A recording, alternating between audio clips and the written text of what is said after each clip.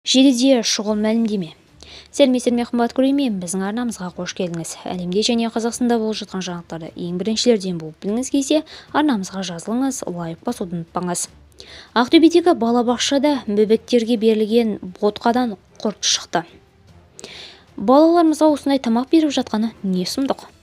Ақтөбе облысы Мұғалжар ауданы Қандыағаш қаласындағы бақшада балаларға таратылған ботқадан құрт шықты. Әлеуметтік желіде тараған видеода балалардың тәрелкесіне салынған ботқада жыбырлап жүрген жәндікті көруге болады.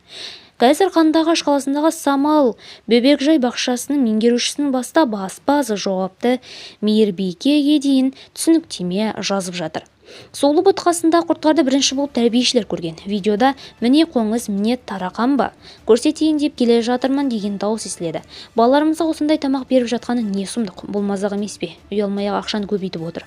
Ал біз құрттаған тамақ үшін төлеп отырмыз ба деп жағдайға қарсы шара қолдануды сұраған. Оқиға 13 қаңтарда сағат 9:00-де таңғы ас кезінде анықталды. Жыбырлаған жәндік балаларға таратылған солы ботқасынан шыққан.